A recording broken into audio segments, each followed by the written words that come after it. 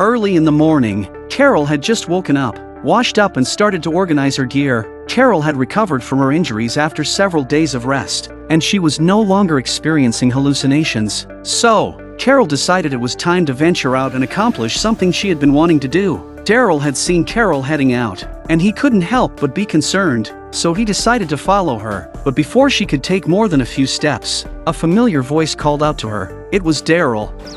Cool. You want company? Where are you going? I'm gonna do another sweep for Negan.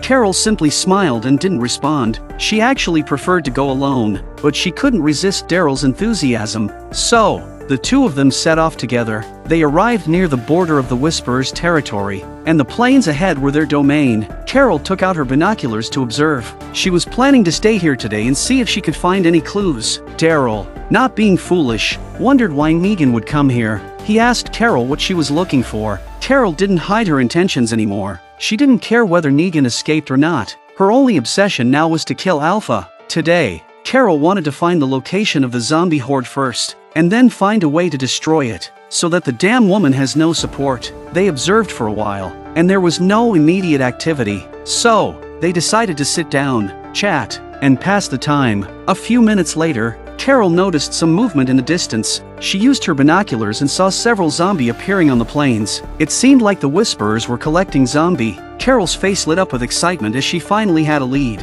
An hour later, the Whisperers continued to bring zombies to this location, and the herd gradually grew larger, circling in the area. Carol guessed that after nightfall they would bring the zombie horde to where they were hiding. Her plan was to quietly follow them. However, Daryl looked concerned. If they follow the zombie horde, it means crossing the border. Daryl wasn't afraid of trouble, but if the Whisperers caught them, the entire community would pay the price. He also had another concern. He knew Carol too well, and he thought she might have ulterior motives for crossing the border, like trying to assassinate Alpha. So, when Carol went to the restroom, Daryl quickly checked her backpack to see if she had a gun. Luckily, there was nothing but some dry food, so Daryl was a little relieved. Then, Daryl prepared to cross the border with Carol. Half an hour later, they reached the border. All the way, Daryl emphasized 3 rules to Carol. The first, stay as hidden as possible. Don't let them see us. Number 2, don't kill any zombie and leave no traces. And third, when it's time to leave, don't linger. Finally,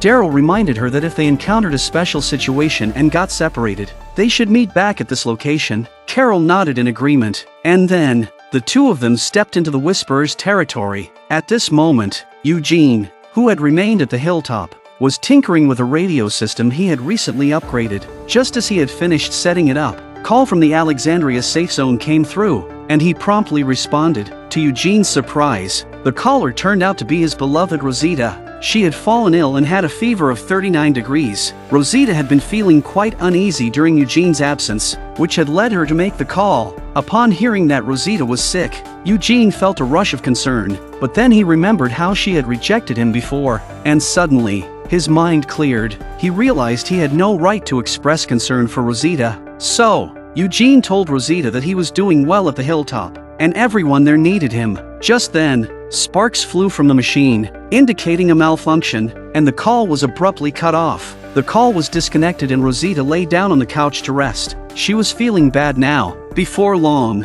Siddiq arrived at their home with their child. Seeing Rosita sick, Siddiq felt deeply concerned. After some comforting words and inquiries, Siddiq helped Rosita to the medical room. Once there, they discovered that more people had fallen ill with the same symptoms as Rosita. He's the owner of the infirmary, and he didn't know that there were so many patients. Dante explained that the disease spread quickly and he didn't want to bother Siddiq, so he dealt with the. Siddiq's sudden outburst left Rosita bewildered, and she quickly intervened to calm the situation. Siddiq realized he had lost his temper and immediately got to work. Otherwise, the number of infected people would only continue to rise. While they were in the medical room, Eugene had managed to repair the radio. To test it, he repeatedly tried to call the Alexandria safe zone, but received no response. Eugene switched to the public access channel, but only to test the waters. After all, so few people use radios in a post-apocalyptic world. Eugene even gave himself a screen name. Surprisingly, even after waiting until nightfall, there was no response to his calls. Eugene started speaking to himself, sharing his thoughts. Just as he was about to turn off the radio, a woman's voice came through. there was actually someone listening, which left Eugene feeling a bit awkward, considering he had been rambling nonsensically earlier. Thus, Eugene began to establish contact with this unknown woman. They engaged in a lively conversation about many topics, keeping their identities hidden but bonding over shared experiences. As they talked about the pre-apocalypse days, they discovered that they had both lived in the same area. They even exclaimed in unison when discussing familiar store names, places they had frequented. Fate worked in mysterious ways. They talked late into the night, reluctant to end their conversation. On Rosita's side, the situation had stabilized, and she had fallen asleep. Siddiq was relieved. Then he picked up the baby and put it to sleep, hoping that the little one would go to sleep soon. Half an hour later, the child had drifted off to sleep, and Siddiq, exhausted, closed his eyes. However, his mind was haunted by the sounds of when he had witnessed the Whisperers committing murder right in front of him. When Siddiq opened his eyes and saw his surroundings, he broke out in a cold sweat. How did he end up here with child? At this time in the woods, Daryl and the two of them crossed the border and gradually came near the zombie horde. They hid themselves. They wanted to follow the zombies, but the zombies kept circling in the same place without any intention of leaving. Daryl gestured to Carol that it was time to leave. However, Carol wanted to stay a bit longer. Suddenly, Carol accidentally stepped on a dry twig, and several zombies started moving towards the woods. Daryl pressed himself against a tree, not daring to make a sound. He could even hear the Whisperers' hushed conversations nearby. They had no choice but to temporarily split up and escape. Not because they feared the walkers or the Whisperers, but because they couldn't afford to be discovered. Daryl took the crossbow and retreated while walking, but a zombie suddenly came behind him. When Daryl reacted, the zombie had already pounced on him. Seeing the zombie behind him heading this way, Daryl couldn't care less and broke the zombie's neck directly. Then Daryl cut open the zombie's stomach and smeared the blood on his face. Hoping that this would not attract the zombie's attention, the tactic worked, and the zombies slowly passed by, showing no interest in Daryl. After they had gone, a figure that followed them was clearly one of the Whisperers. He didn't seem to notice anything unusual and continued walking in the opposite direction. Half an hour later, Daryl reached the designated meeting point at the border. However, he was taken aback when he arrived. Carol was there, but she had captured one of the Whisperers. Daryl's face darkened as he asked what had happened. They had a prior agreement not to do anything like this. Carol explains that the man saw her and she had no choice but to grab him. She suggested that bringing this person back might yield some valuable information, and it could be a good thing. Daryl's no fool. He could see that the ropes used to tie up the captive were prepared in advance. This woman was devious. Carol must have anticipated that Daryl would check her bag, so she had hidden her equipment on her person.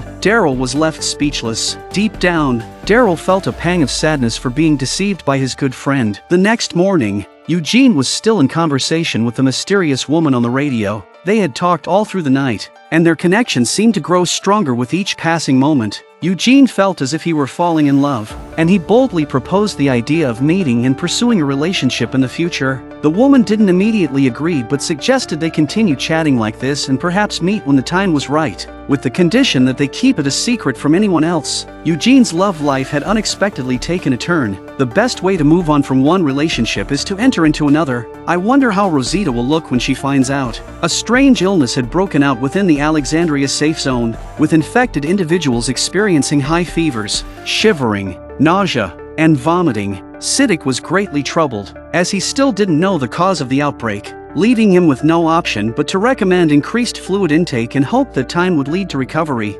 Meanwhile, Carol had returned. The previous night, she had captured a Whisperer, and she was in the process of locking them up. Lydia reluctantly left her cell, where she found peace without anyone to disturb her. She came outside to sit and contemplate, with Carol following her. Lydia nodded and said that this person was in charge of the zombies. While the two were talking, Gabriel hears about the incident and comes over to confront Carol. "Why are you putting everyone in danger again? Who are you to make decisions for everyone?" But then Daryl came over and said, "The Whisperers won't know about this, and that we really need to find out where the zombie horde is. It's a huge danger." Gabriel managed to calm down somewhat, and he stated firmly, "I want to be present during the interrogation. Before that, let Siddiq tend to his injuries. No more acting on your own." Carol moved her mouth, but finally held back her retort. Gabriel quickly enlisted Siddiq and Dante to attend to the Whisperer's injuries, as it could provide a glimmer of hope if Alpha learned of the situation. Siddiq examined the wounds and found them to be simple superficial injuries, requiring stitches and medication. Siddiq,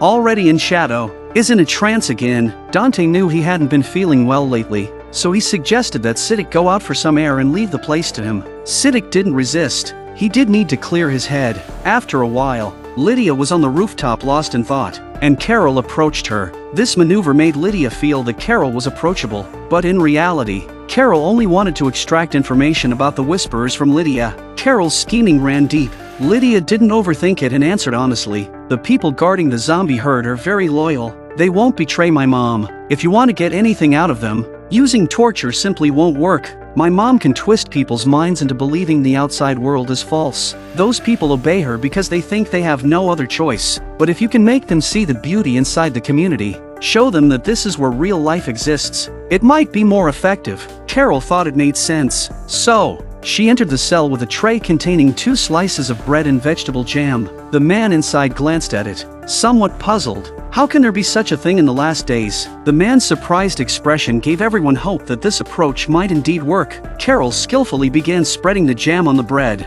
deftly crafting a thick sandwich. The man accepted it and stared at it quietly, tears seemingly welling up in his eyes. For years, the Whisperers had lived a life of brutality. He took the first bite, savored it, and it tasted exactly like it did before the end of the world. He devoured it, as if trying to finish it in a single bite. However, suddenly, he remembered Alpha's words, "Don't be tempted by the enemy. Everything outside is false." Since temptation wouldn't work, Carol stopped pretending and pressed down on his wound. The man endured the pain, not confessing anything and even making some frivolous remarks. Carol let go of him, then took out the ring from her pocket and put it on her hand, and punched him without expression. 2 punches, 3 punches. Carol only stopped when her own hand hurt from the repeated blows. As Lydia had predicted, the man showed no signs of betraying Alpha. Daryl stepped forward, drew his knife, and said, "Then let's start by cutting off your fingers, and eventually, your tongue." After saying that, Daryl was ready to take action. However, the man remained fearless, muttering Alpha's teachings. "I would never betray Alpha. She sacrificed her own daughter." This statement left Carol deeply shaken. She killed Lydia. And I am willing to give my life for her. Carol was overjoyed. All she needed was for the Whisperers to see Lydia alive, and Alpha's lies would crumble. Who would follow her then? But Carol was stopped by Daryl, who said that the boy was already hurting and you can't use her like that. Carol replied, "We're out of options. I'll let Lydia make the choice herself. You don't need to worry." Before Carol could locate Lydia, an incident occurred inside the cell. The man started trembling uncontrollably, running a high fever. Gabriel once again summoned Dr. Dante, who found himself overwhelmed and unsure of how to proceed. Siddiq arrived in time. Dante was still insisting he could handle it. Siddiq ignored him and went straight to work. The man's labored breathing, dilated pupils, and muscle spasms weren't typical signs of infection, which was baffling. The man grew increasingly agitated, and a mouthful of blood sprayed out, staining Dante's white coat red. A heavy silence filled the cell. Carol walks in with Lydia, but it's no use. The man is dead. It seems that the only way to find out where the zombie horde is to figure it out again. Siddiq felt perplexed. The man's death was suspicious. His attention shifted to the bag of medication. You killed him. No, that's Yarrow. It's Hemlock. Because what, Dante? You thought what? Because you packed it. The words made Siddiq heart-shocked. He never remembered he had prepared this medicine, but he didn't dare to deny it because he knew he was mentally ill. Disheartened, Siddiq returned home, blaming himself for killing the man, which had escalated the situation. He also berated himself for his inability to control his thoughts, which continuously drifted back to past events. Finally, unable to cope, Siddiq jumped into the lake in an attempt to cool his nerves. However, the memories continued to replay in his mind. Just as Siddiq was sinking, another figure jumped in. It was Rosita. She couldn't bear to see her son lose his father. Once ashore, Rosita tried to comfort Siddiq by telling him not to think too much. Siddiq opened up, saying, "That memory has tormented me for a month now. Every time I close my eyes, I see Enid and Tara's helpless faces, and I can't do anything. Even now, as people in the community are falling ill, I feel powerless. I can't even find the cause." Rosita did her best to uplift Siddiq, telling him to stay strong for everyone and for their son. After their conversation, Siddiq felt slightly better. Siddiq then apologized to Rosita, admitting he couldn't figure out why she fell ill. She hadn't been in contact with the infected and didn't work with them, even their diets were different, with no common factors. He couldn't think of any common ground, at least not yet. At this point his voice stops abruptly and the water wheel in front of him jolts Siddiq to his senses. All the infected individuals had one thing in common, they had consumed water. Siddiq wasn't sure if his guess was right, so he told Rosita to go back. He then went to the water tap where there was a mix of potable and non-potable water. Up is potable, down is non-potable water. Siddiq took a closer look and finally realized that the switch had been tampered with. Originally, the switch was for non-potable water, but someone had folded up a piece of iron, causing everyone to think that the switch was for potable water. Siddiq's heart was heavy at this time. He didn't suspect anyone. He felt it was his own mental instability that led to this. He's been responsible for the patient's water for the past few days. Now all the mysteries are solved. No wonder they couldn't find the cause. No wonder the patients weren't improving.